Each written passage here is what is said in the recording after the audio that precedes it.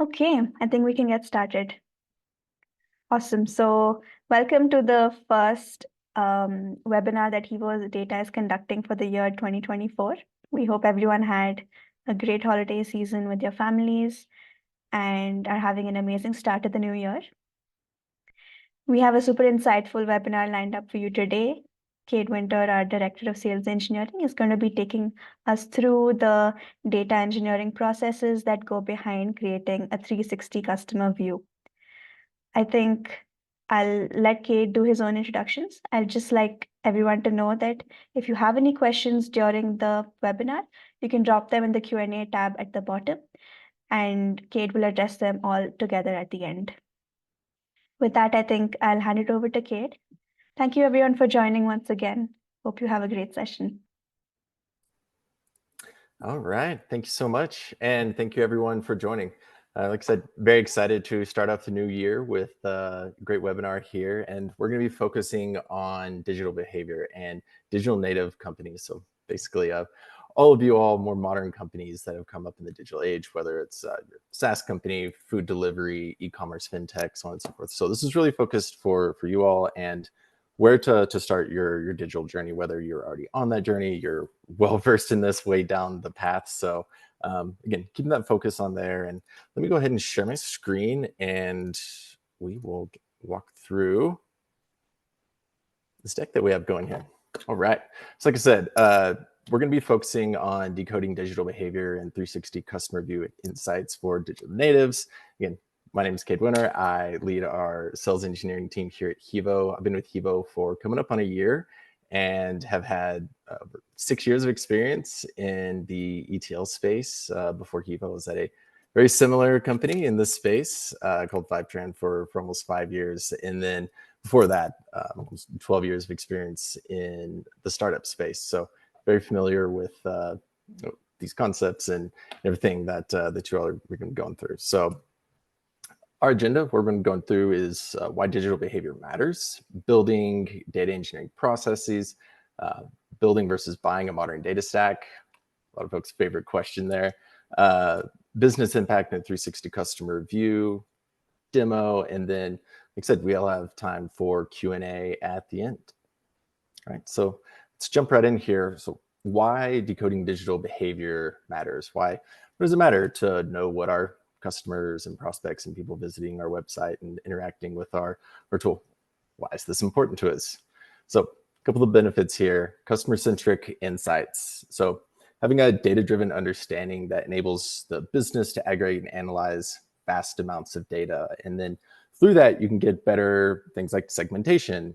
You can better define, what constitutes this level of customer or engagement, and then you can more accurately target your sales marketing efforts in the right place, whether that's towards just the right demographics or, again, that segmentation that you've created there.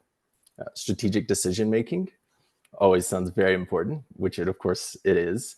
You can base your decisions on what your customers are actually doing and the data that you have on them, and not assumptions. You can also spot trends, get out in front of things, and be proactive instead of being reactive.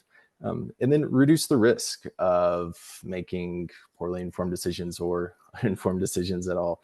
Shooting from the hip here, you can actually make data-backed decisions and feel confident in what you're doing and your strategy for your company moving forward. Personalizing a customer experience. You can tailor your product and service to what your customers actually need and want, and you can understand how they're actually using it, and then engage with them and meet them where they're at, so that you can engage with the right customers the right way and do that right now. Then revenue optimization. Again, we all want this. Uncovering a potential for cross-selling and upselling, and it's built into the data that you already have. But if you don't have insight into that, then it becomes really difficult to understand and build a data-backed strategy on, hey, what are we going to do with our customer base here, instead of coming up with some unfounded process. You're just being able to dig into the data that you already have. And then things like understanding and adjusting pricing and how you're actually engaging and providing your product to your customers. So important topics there.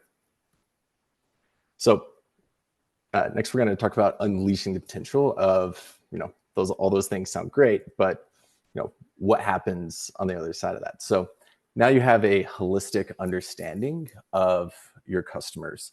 You have a comprehensive and cohesive set of data from all of your disparate data sources, and you're able to aggregate that, which allows you to build multidimensional analysis, look at things like behavioral analysis, demographic, psychographic factors, all sorts of stuff. So you have all of this data and understanding of your customer base right there and available to you.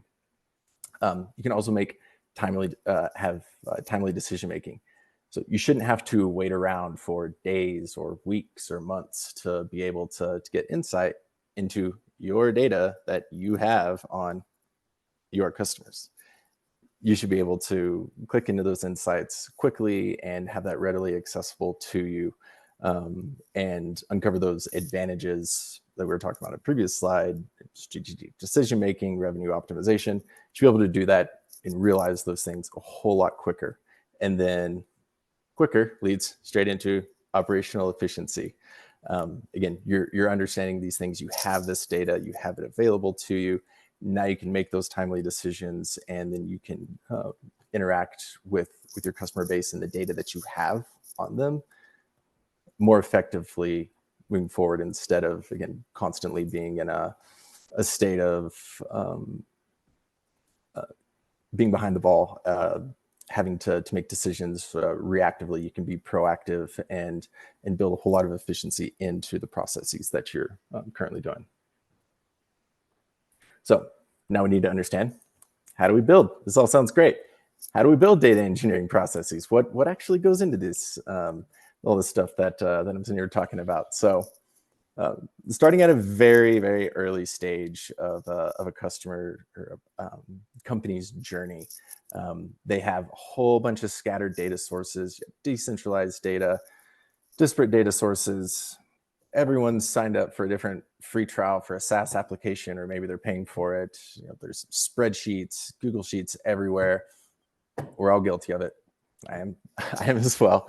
But and there's no single source of truth. There's lack of clearance. If you're doing any reporting, it's super ad hoc. You're exporting something, report from Google Analytics, and then you may have some data in HubSpot or Salesforce, and you're badgering your CTO to get a data export out of your customer table and your database, and it's a mess. It's very difficult. It's very painful. And then once you get all that, you may find one answer. You don't know if you can trust it. You don't know if it's reliable. And then guess what happens tomorrow? You got to do the whole thing over again. So it's super tedious, and where a lot of companies start on their data journey. So they felt that pain. Next is they start, maybe they have some engineers on their team, or they start trying to build this stuff out themselves. Or just like, okay, well, great. We have a database here. There's some open source APIs. We'll build some of these pipelines, and how hard can it be? It's just, we're going to export all this data to a CSV and just move it into a centralized place, and then this will be great. So the problem with this is, if you don't have a dedicated engineer to go in and not only build these pipelines, maintain these pipelines. That's one of the biggest things that we run into with customers starting this journey, is they think, they go on a Reddit thread or something, the detail thread, and they're just like, oh, great, there's an Airflow package for getting data out of Postgres and loading it to wherever. And they think, great, this is easy. And so they do that, they build it one time, and then what they don't realize is, that's not very robust, and they have to go back in and maintain that. Things like APIs, SaaS applications, all of your ad and reporting analytics platforms, those APIs change. Sometimes they change, and the company supporting those APIs doesn't even tell you about it. So that brings up the that unexpected maintenance. And again, if you don't have a data engineer that's in there actively maintaining, updating these APIs, following deprecation schedules, it can become very difficult. And then just their bandwidth in general. What other things could they be working on instead of maintaining these tedious, leaky, fragile pipelines that at the end of the day are delivering data that may or may not be accurate or trustworthy. And when you do have to go back in and retool these things, what we were talking about just a little bit ago about timeliness and operational efficiency, that is completely gone here, because now you have to go back in, you have to pull your engineer away from whatever their normal day-to-day job is, sit them down and have them retool these pipelines that they probably don't want to do, and then get that data flowing again for who knows how many different disparate sources. And then now those delays just start to ramp up. And so something that you were hoping to get done by end of day takes 2 weeks. And again, also consider the business impact in there. That engineer that was working on fixing and patching all these fragile pipelines, they weren't doing their normal day-to-day job. So final stage of this is, all right, we're gonna set up a cloud data warehouse. What I didn't mention in that last stage, what a lot of companies do at that stage is they're like, okay, well, I have this production database. I've got a Postgres or MySQL just laying around here, and well, we already have all of our customer data in there. So, our data from our application. So that makes sense. Let's just pipe everything into this production database. Sounds pretty simple and straightforward, right? Yeah, it's not. I don't know if anyone's ever been there or done that before, but it might work at a certain scale, but over time, it's a recipe for disaster. So this is where having a centralized modern cloud data warehouse comes in handy, and quite frankly is what's necessary, just somewhere else to put that data. You don't want to load that data into your production database. Your customers are not, that is not a good way to keep your customers happy, is having slow transactions and a poor experience on your application side. So very important, one of the centerpieces here of a modern data stack, and getting this going the right way is having a modern cloud data warehouse. From there, you can start, building your reports, modeling your data. You have data that's hopefully getting into that cloud data warehouse. We'll talk more about that here in a little bit. Hevo does a few things with that.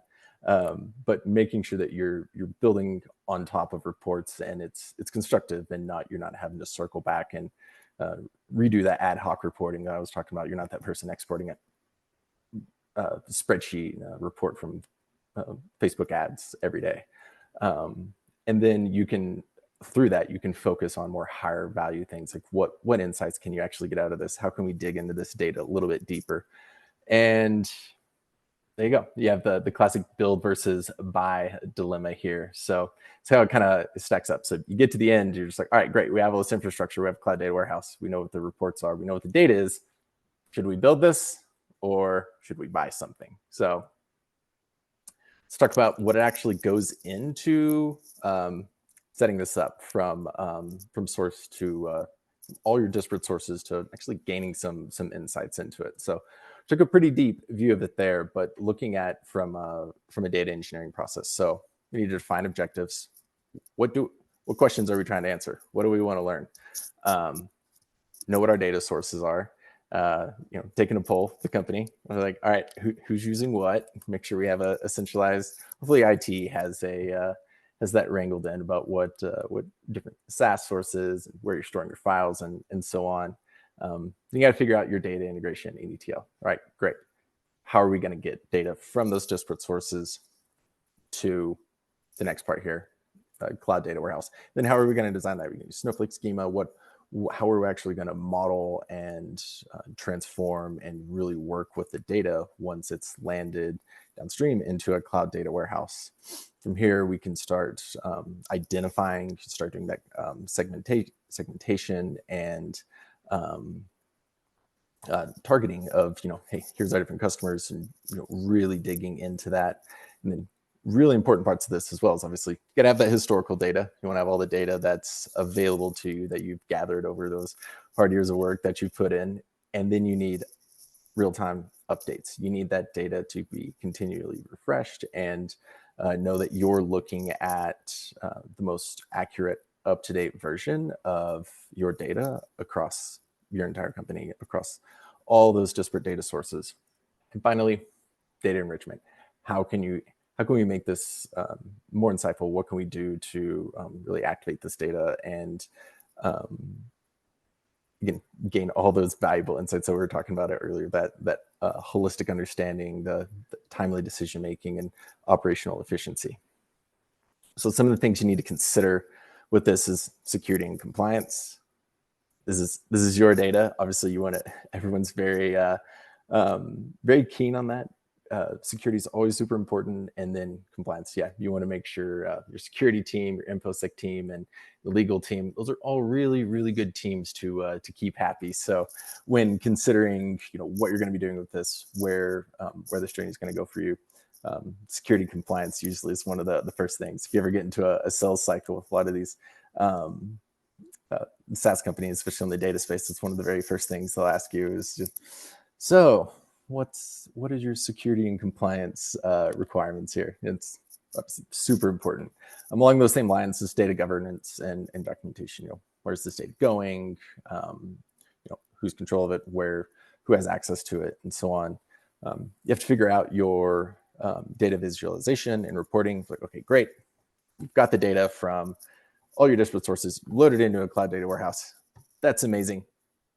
What are you going to do with it now? Are you going to have a centralized data team that's going to be building out your reports and dashboards for you, and everyone just gets to go in and have a nice report to click into and maybe run refresh on? Or are you going to take more of a democratized data approach where everyone at the company has access to the data that you've synced over to your cloud data warehouse, and then they can build their own reports and do with it what they need to. So answering those questions and figuring out what your strategy is going to be for how you're going to use this data once it's made it to where it needs to go. And then customer analytics. Again, this is what we were super important with what we're digging into with all of this, understanding your customer base. How are they using your platform? How can you drive more usage or retarget your marketing and sales approach? What are the things that might be missing or that could be improved with your current strategy based on all the data and all the insights that you currently have? And then continuous improvement. This allows you to be iterative, continue to build on these things, keep the flywheel going, and actually have momentum for what you're doing from a data strategy standpoint, instead of continually having to go back and retool everything. Again, sounds dramatic. Maybe it's just a personal thing. I've been there before. Exporting these reports every single day and doing this stuff, that's not fun. So being able to have continuous improvement and, like I said, build momentum, you have a set standard of practice and ways of doing things. Build on top of that and be constructive. So, big question here: should you build or should you buy? Very, very tough mind again, especially for companies just now getting into this, realizing, okay, we have all this data. What do we do with it? So let's look at some pros and cons here, build versus buy. So you want to build your own ETL. Again, there's tons and tons and tons of forums and subreddits and all sorts of stuff on this. And honestly, when I tell people like what we do, we don't do anything that we already service. We don't do anything that a customer couldn't do themselves, but it just depends on how much you're going to put into that. So the pros of building your own ETL: it's fully customizable and control. You have full control over anything that you want to do with that ETL. You have some super niche esoteric requirement, great, build that in. You got it. You don't have to worry about some platform that supports it. you can tailor it specific to your business needs, and there's potential cost savings in the long run. It's like, all right, great. Well, we're just going to use all these platforms and libraries, and it's open source stuff. It's free. Let's use that. We'll have to pay for it in the long run. The cons of this, though, you have to build the stuff up from the ground. You got to start there, and so that's going to take a lot of development cost. It's going to take a lot longer time for implementation to get from where a product like Hevo is from ground zero to where a product like Hevo is, or a SaaS service that's going to be able to deliver this data for you. It's going to take a minute to get going, and then this is always the biggest kicker: the ongoing maintenance and updates required. Even if that initial cost of development is like, all right, that wasn't too bad. We dedicated an engineer to that, maybe 3 engineers, maybe 10. I don't know which data you possibly have, but dedicated an engineer to it. They got it built out. Great. We have a rotating schedule of who's going to be checking for fixes and stuff. Amazing. Those fixes, broken pipelines, brittle pipelines, data mismatches, API changes, deprecations, so on. They're unpredictable. They could happen at any time. So going with that ongoing maintenance, that's really one of the biggest parts of this, is where a lot of people get stuck. Is and you see that with prospects. Yeah, we're going to build this. 6 months later, they're like, all right, that was not fun. And they come back, and you can see it in their eyes. They're just like, that wasn't fun. We tried to build it. It was great at first, and then it just became this super tedious task that nobody really wants to take that on. So if you buy an ELT tool, what you get are the pros are rapid implementation and deployment. You get things ready to go out of the box, a couple clicks, you're off and going. Super simple. Established features and reliability. You can see what we can do. We have our documentation. You can see our uptime on our website. We're the responsible ones. It's always how I frame it to prospects, is we are the responsible ones or the responsible party in our relationship with our customers to keep the lights on. So we're the ones who need to make sure that data is being delivered. Give us access to the source, give us somewhere to land it. It's on Hevo to be landing that data. And then vendor support and updates. We have folks, we have our incredible support team, always around to be there, chat with you, help you get unblocked, anything that you have going on. And then updates. Again, we're the active partner here, keeping the lights on, keeping the data flowing, making sure the APIs are getting updated, changes, anything that's occurring there, those are getting pushed down to you. Cons, you got to pay for it. It's a service. So most of these platforms have a free tier, but any of these customers that have a sizable amount of data, there is a cost licensing that goes into this. Limited customization options.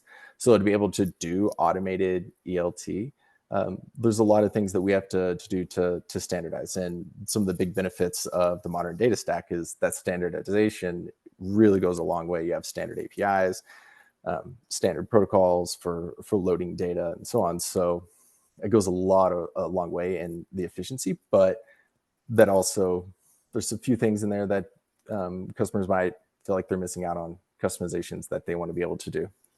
And then dependency on the vendor's roadmap. Our roadmap is built by our customers. We take the inputs, what our customers need, what they want, and so on. But when you have a lot of customers, there's always different needs and so on. So if you have a very specific ask or something like that, it might not be the top thing on your vendor's roadmap. So just something to consider when buying an LT tool versus building your own. Cool. So next, we have a cost calculator. I've mentioned this a lot, dedicating an engineer to building this stuff out. And it's just one estimate. And just for one engineer, there's a whole lot of stuff that in here that we could build on top of. So let's say your organization is using HubSpot, Asana, Marketo, Zendesk, or a lot of SaaS sources, and they've decided to build this in-house. So you have your development phase, 5 connectors, 5 weeks each. And we're going to start calculating the hours of somebody building this. So 5 connectors, 9 weeks, 4 weeks. almost a year to start building this stuff out. You have the engineer's salary taken into account, and this is just their salary. If you provide any sort of benefits, health, dental, vision, 401k, stuff like that, not even included here. So you're looking at a lot of upfront cost and time that goes into building these. And then, like I keep mentioning earlier, one of the big kickers here is actually the maintenance. So got to have that maintenance part to keep this stuff up and running. And so looking at something like an ETL tool, condensing that down with that amount of cost, you're looking at an annual cost about $14K. So up to you. Again, from a price difference standpoint, that's pretty big. And again, you look at this up front, and you don't really, you think, oh, I'm already paying this engineer, like this person's already doing that job, right?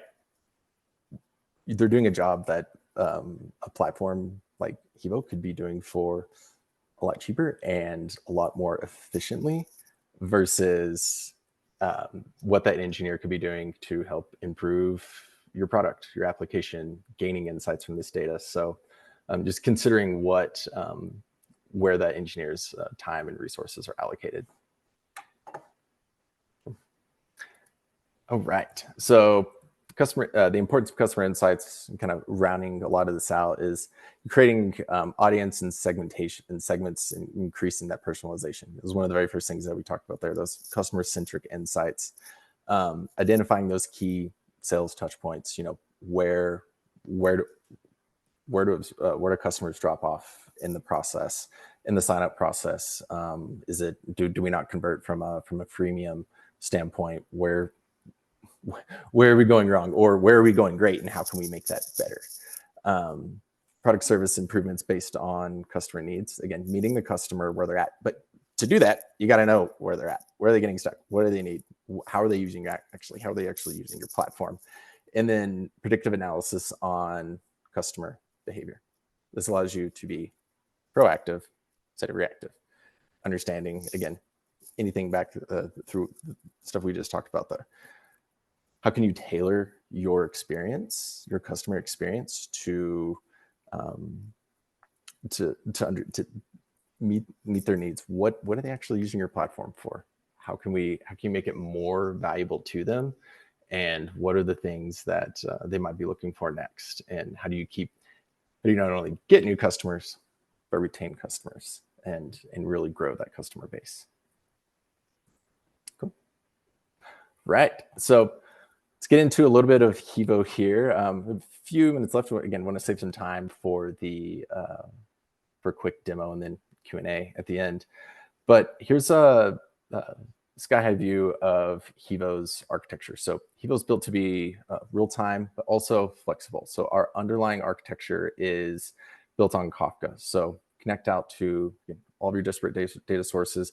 We have 150 sources that we natively support, as well as ways to extend the Hevo platform to support, honestly, pretty much anything with modern REST API.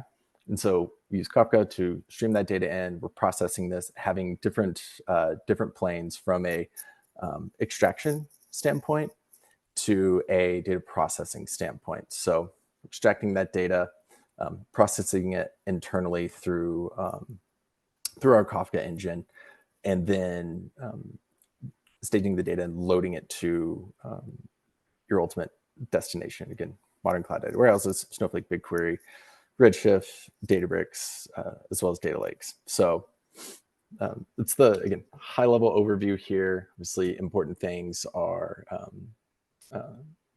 secure connections, data residency, or data retention, things like that. Data is encrypted at all times. And then from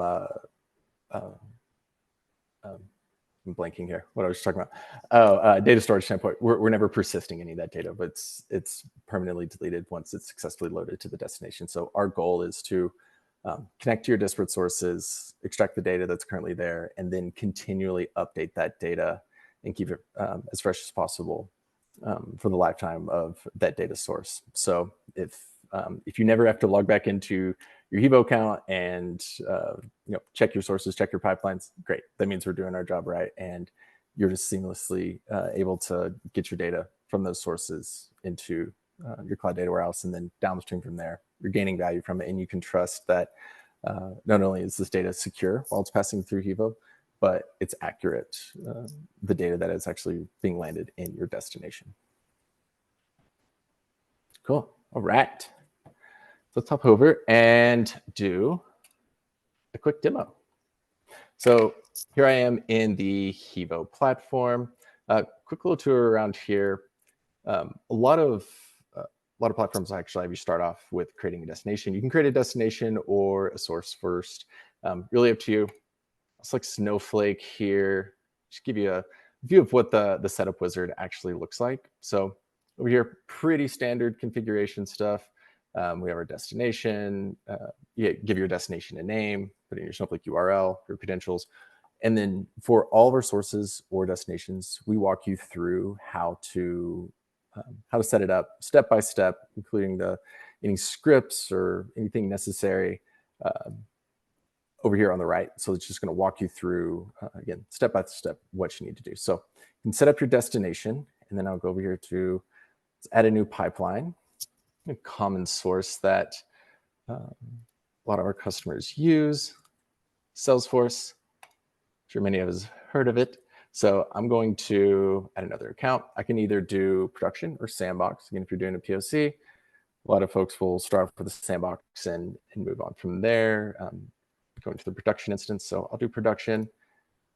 It's going to ask me to sign in to Salesforce.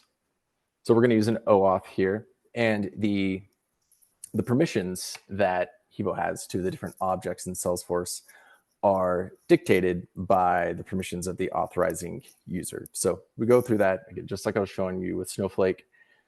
We're going to go through that, those details here in the setup form, but you know that. So really important to understand, hey, where's this data coming from, who has access to what, and then I'll show you one of the features that impacts as well. So let's just call this salesforce.com demo. Here I have the option. This is standard for our SaaS applications to determine how far back of a historical sync you want to go. So for something like Salesforce, you're probably going to want all of that data. But if you're using Pinterest ads, Instagram ads, something like that, you may not need data from so long ago, or maybe you're just doing a trial. You want to see what that data looks like, your most recent campaigns and stuff. So you can limit the historical sync for SaaS sources right here in the pipeline creation. So you can limit it to 3 months, again, up to 2 years. Or for this one, again, Salesforce, we're going to want all available data. Then advanced settings. So here is where I mentioned the permissions. So depending on what permissions the user has, that will determine what objects I can see, but also the setting here is include new objects in the pipeline automatically. So as new objects are added to the source, whether again that's Salesforce or maybe something like your Postgres database, we're going to automatically import those if this feature is enabled. So that can be very useful for you, or if you want to have more control over that, simply just disable that feature. So in this case, we're going to keep it on. Go to continue. So now we're building, fetching all the different objects. So I can select and deselect specific objects that I want to sync. I can search for one. Everyone is always interested. Oh, if I can spell. Let's try that again. There we go. Account. All right. So it's going to pull up everything with account in it. So if you want to just have the account object, you can do that as well. So again, different options for you to select. You don't have to bring over absolutely everything that's available in your Salesforce instance. Go to continue. Here's where I will select my destination. You can have multiple different destinations configured. Within a destination, you can also have, even if it's the same Snowflake, you could have multiple destinations going to that, depending on how you actually want to structure the data, what teams are using what, if you want to have different databases and so on. So you can get very, very granular in customizing how you want your platform and how you want to create Hevo, create the pipelines, and then actually have that data landing. So whether that's Snowflake, BigQuery, Redshift, Databricks, that all those features are available to you to select which, how you actually want to configure your destination. And finally, I can set a destination table prefix. This is optional. Some platforms have you go in and you can't. You have to set a prefix. And so sometimes that's helpful. You can understand where this data comes from and what actually loaded in there and keep it separate. You avoid the risk of having duplicates, anything like that. That can also be very cumbersome and difficult, especially if you already have downstream jobs and BI logic and everything already built on top of a data model that now you're transitioning over to Hevo, and you don't want to have to go through and retool all of those jobs. So again, something like table prefix might seem small, but it's an optional feature here with Hevo. And finally, auto mapping. This is a great piece of flexibility of the Hevo platform, where the vast majority of customers, they don't want to go through and map all 10,000 fields, however many would be in a Salesforce instance. That doesn't sound fun. But every now and then you may have something in your production database, a specific data type, something that it makes sense. You want it mapped a specific way. You can actually do that with Hevo. So you can turn, by default, auto mapping is turned on. Again, we want this to be as seamless and as easy as possible. Again, every now and then you have those use cases where you need that flexibility and you want that control over how this data is being landed. You don't have to set up some extra job post load to cast a column or something like that. So I can just come in here. I could turn off auto mapping. Again, it's gonna pop up a message here telling you a little bit about that. You also have a message out there to really help you dig into what auto mapping is. But we're just gonna go and finish creating this pipeline. So while that's happening, all right, cool. So we got it there. Again, I can come in, adjust the replication frequency. This pipeline, I can go over here, go change schedule, change it down from 3 hours down to every 15 minutes. And then last little bit, just showing you what, again, landing some of this data in the destination. So here I have an account table. We had some metadata columns here on the end for Hevo, Hevo name, marks as deleted, anything like that. So you can keep track of the, again, the data that he was actually syncing over for you. So yeah, went a little over there on the demo, but yeah, hopefully that was helpful. Insight into creating a pipeline, architectural overview, and seeing what that data actually looks like landing there in the destination. So